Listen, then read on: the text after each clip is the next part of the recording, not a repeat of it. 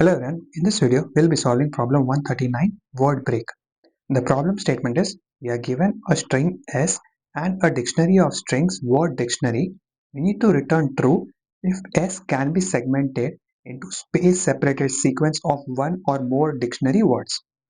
In simple terms, we need to return true if the words created from string S by placing separators at the right position exist in the word dictionary.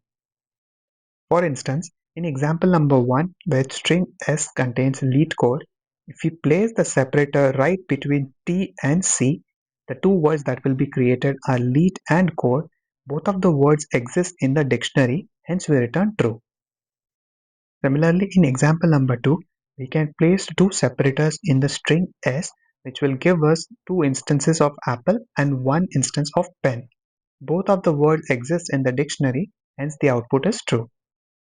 I trust you were able to understand the problem statement. Now let's switch to whiteboard and discuss how we can solve this problem efficiently. Like every other problem, this problem can also be solved using brute force approach, where we'll run multiple iterations to check if the words in the dictionary exist in the string S. If it does, then we'll replace it with empty string. The expectation is that after we completed the loop, the string S should be empty. Let's do a quick dry run starting with the first element in the dictionary, that is cats. As the word exists, we'll replace it with empty characters or basically remove it. Next word is dog. As it exists in the string, we'll replace it with an empty string and continue with the remaining characters. Now we are left with an. As an does not exist in the dictionary, our output should be false. But this output is incorrect. We have only tried the combination starting with the first element in the dictionary to check if it exists in string. It is always possible that we can place the separator at a different position which can yield us a different results. For example, if we would have started the check with cat as the first element, which is at index 4, we could have gotten a different results. We would have eliminated cat first, after that SAN would be the next word, and because we need to compare all of the words, we'll reset the pointer to start from the beginning when we are at the end and continue with the comparison.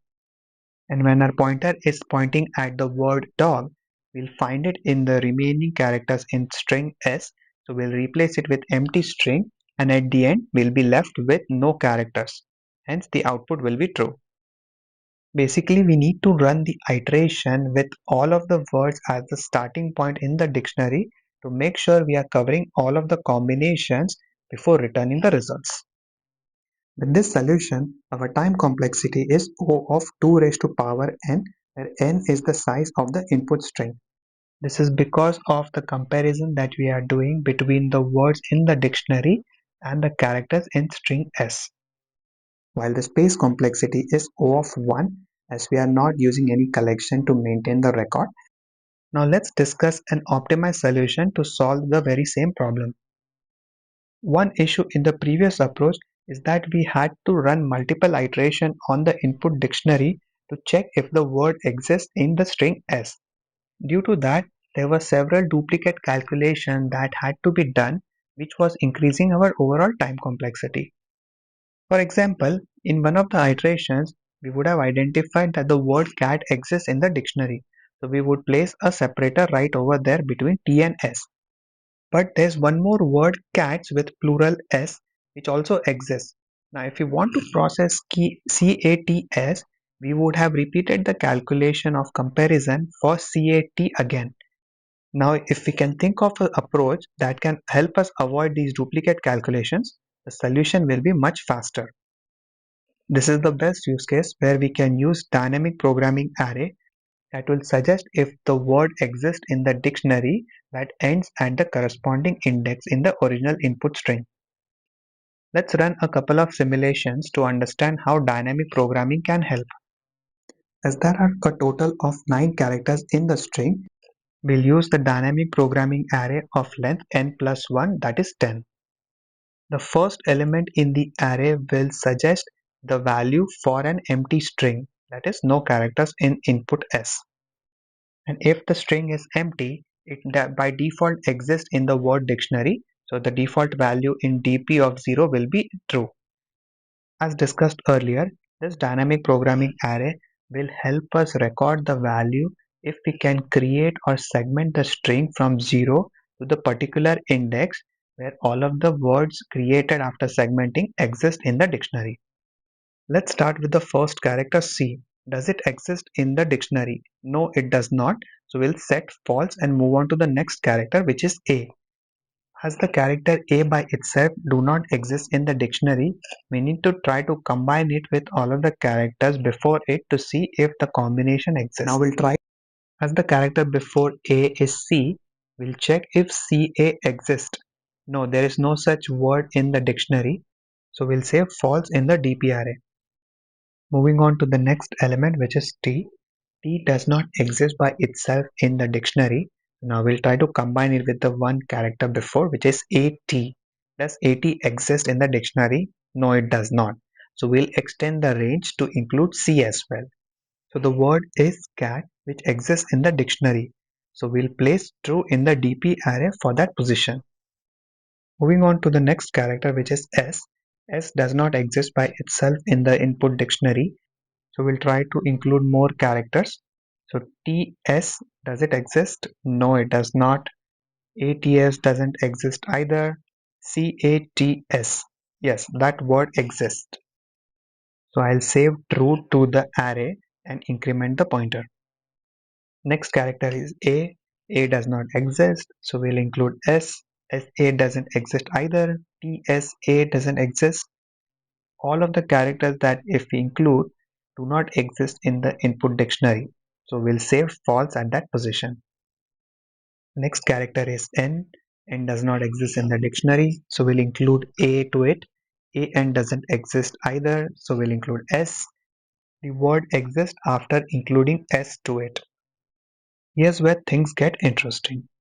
We cannot simply put true here because we want to make sure that if we are taking SAN as one of the words before it should also exist in the dictionary.